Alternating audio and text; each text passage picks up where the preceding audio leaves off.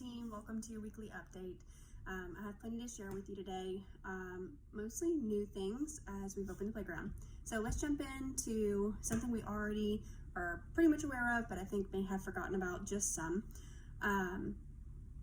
We don't have commercial washer machines, as we all know. So the thing is that we cannot launder large pet beds, leashes and collars and things like that, as well as maybe they can at home or bring to a commercial place to do. So with that being said, please remind people as they're coming in with their pets that if they'd like to leave their things, it's really up to them to clean their things usually whenever it goes home. We can kind of spot clean, but really can't throw their big fluffy bed that may get all tore up in the washing machine in there because it's just not made for it. Unfortunately, we usually cause more damage than anything. So you can take a pet bed outside, kind of spray it, wash it, spot clean it, whatever, and let it dry outside, but really just letting them know that we can't tend to their belongings like maybe they can at home. So that's just a reminder there. So really try and urge that we prefer to use our leashes and collars anyway. Let's take off the personal pet's belongings off of them when they get here and use our own leashes. We have our own beds and such like that. We just need to educate and talk a little bit more about why we use what we use, if at all possible, so that we can keep them sanitary and clean and still comfy and all that. So let's do a better job there. We hate to tear up their things because I know you guys are all trying so hard to take care of their things when they do leave them. We end up disappointing though whenever their bed goes home de-stuffed and tore up with big holes in it because our washing machine destroyed it. So again, we have everything we need here other than special diets and that kind of thing like that, or like a simple shirt or favorite toy. Let's keep it minimal if at all possible. Those who are extremely focused and really think that their pet needs that thing, all I ask is that you advise them that, okay, no worries, we can definitely keep it for them and I'm happy that they'll be comfortable with it. Just know that if anything does happen, we may not be able to launder it correctly. And at that point, we'll just have to put it in a bag and spot clean and have you finish washing it at home. As long as they're understanding that's fine.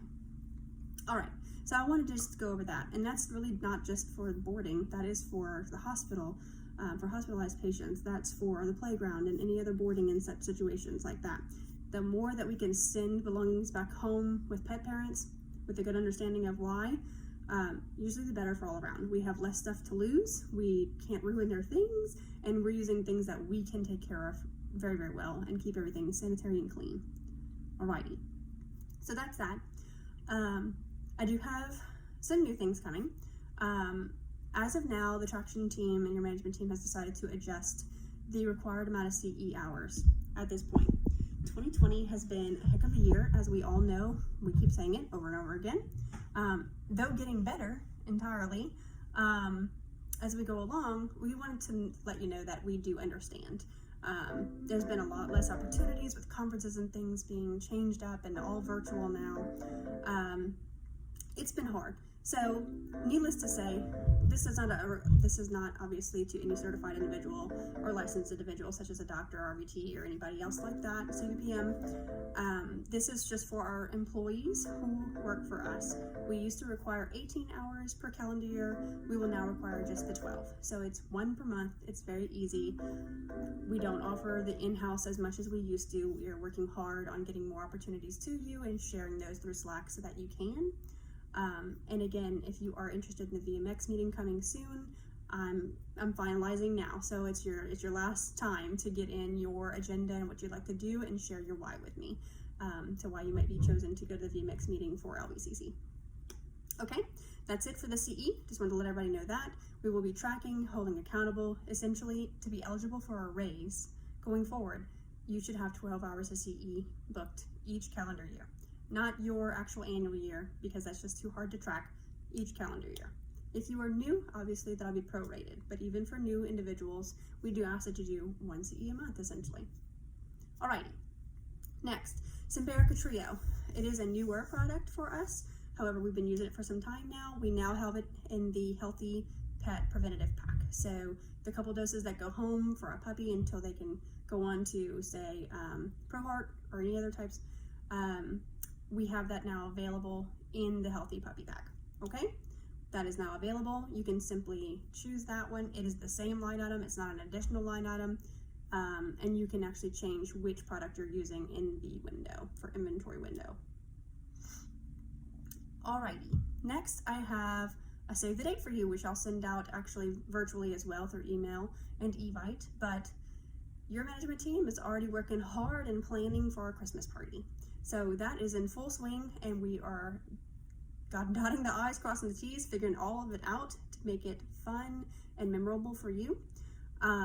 So please save the date as of now for Friday, December 18th from 7 p.m. to 11 p.m. It will be hosted this year at Vermilionville, which will be very exciting and I think a great venue for us. All right, so I'll send that out as well via email, and you will be reminded. We ask that you just save the date and let us know if you can attend so that we can get enough food and fun for everybody. Okay, next I'm going to spend the rest of my time speaking about the playground just as it is new. We're working through the kinks and such as we walk through and figuring what works and what doesn't. So for everybody to know, at this point, good job on scheduling playground appointments. A few doctors have gotten in there and such, and I'll be getting feedback from them on what they need to have it better function for efficiency and such like that. But for now, if we can, usually it doesn't happen this way anyways, but please know, don't schedule any playground appointments between 3 and 5 in the afternoon. The reason is the groomers are coming over from a resort and starting to groom pets afterwards, after their baths and everything like that. Again, generally 3 to 5 doesn't really happen anyways, because if they're having daycare or anything else, we like to see them for any ailments or wellness and things like that early enough so we can monitor them the day, or to make sure that they're healthy enough to play. Or if it's ears or eyes or something like that, we want to make sure, or skin, that they're okay to have a bath and be groomed and such prior, not to spread infection or something like that if that were to happen. Okay, so with that being said, it's just 3 and 5 every day of the week. Do not schedule any playground appointments, if at all possible. Okay, that one's pretty simple. Playground boarding. We were thinking in the beginning we could have our clients park.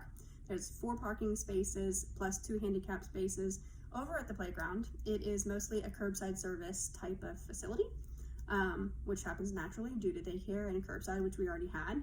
However, boarding, we were expecting people to come inside the lobby. It's harder than we think because it is a very small parking lot. It's really not ideal. 1 or 2 people can fit. It's just, again, not ideal. So, especially for curbside times, if people are trying to drop off for boarding, it will cause a big jam up. So, please urge pet owners to check in boarding via curbside. If there's any forms to fill out, such as for boarding, or if they're a new client or anything like that that they might need, the curbside CCS can ask them to simply pull into one of the handicap parking spots, since it's not used very often, and it should be a very short time that they do that. That way it keeps the flow going in the right direction. They sit down, they park in the right space there, and they can finish out the paperwork while the curbside can still keep going. And then they can be on their way shortly after we answer all questions and get the forms filled out, take their pet and the belongings, and make sure we have everything correct. Curbside CCS can actually bring out the contract outside. Simple, they can sign, pick everything they'd like for their pet, and everything should essentially happen the same. If they really do want to come inside, that's absolutely okay.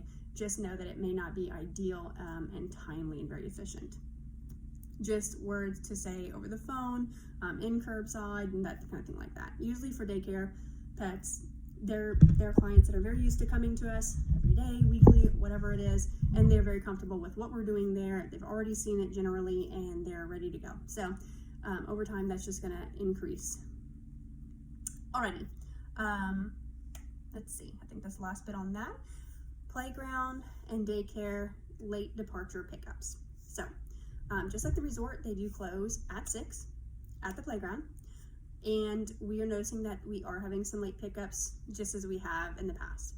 It just causes a bigger issue now because we're at a different facility. We don't have 365, 24/7 nursing care going on, or a hospital lobbyist that can help.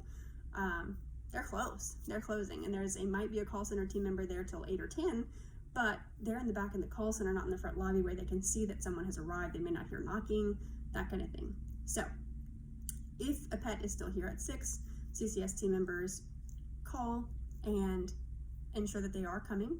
If not, go ahead and set them up for the night for boarding. Or if they're like, oh goodness, yes, I'm on my way, I'm just running 10 minutes late. Okay, well, we're gonna be there till 6:30 no matter what anyways, because we gotta count drawers, we have to finalize things, clean up a bit and things like that. We're never gonna get out the door right at 6 o'clock. That's just not how any of the service industry works. So with that being said, if they are more than 20 minutes late, there is the late departure charge that we must use. This was already in place. Most people already know about it. However, we're starting over with it new because we have not used it in a very long time. So that we don't surprise clients with this, if it is their first time, you don't see that they've had that charge before, give them a warning and let them know. Did you know? Hey, this thing is, we have this rule, this is why, and it's for the best interest of the pets and everything for flow. The team does leave at this time to set the pets up for the night. We disturb them if it's any later, okay? Those are kind of the talking points. Within 20 minutes, a little leeway. Awful traffic, get that. After 20 minutes, it's a $10 charge. If they can't pick up before a certain time, they may have to be moved over to the resort. So if they can't pick up by the 6:30 time, after 6:30 they need to be transferred over to our resort by a daycare team member and put into one of the late departure setups in the front lobby of the resort.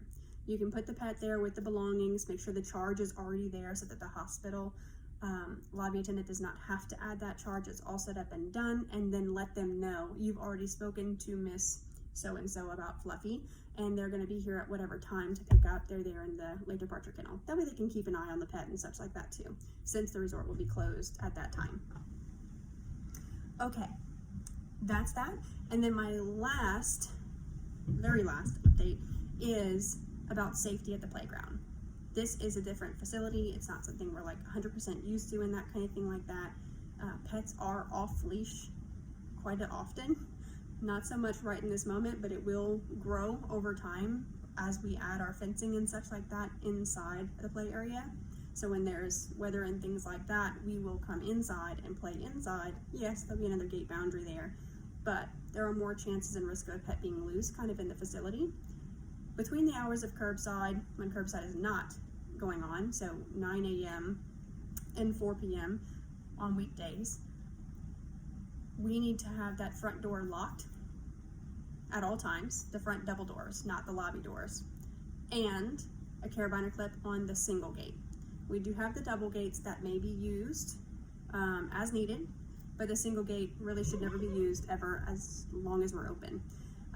Chances of a pet escaping from their condo and such are very slim. However, if something ever happened, you want to have more than one boundary in front of those big double doors that lead straight out to Johnson Street. End of story.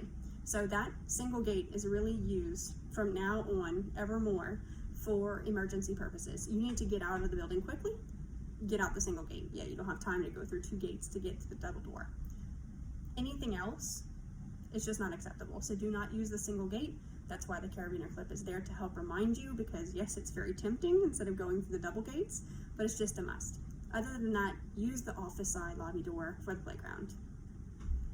Alrighty guys, that's enough of that. I think we're gonna get this all squared away, and we're gonna find out what works and doesn't work, and we'll keep on moving along and keep making it better. Thank you all so much. We had a wonderful week, and we'll see you soon. Thanks.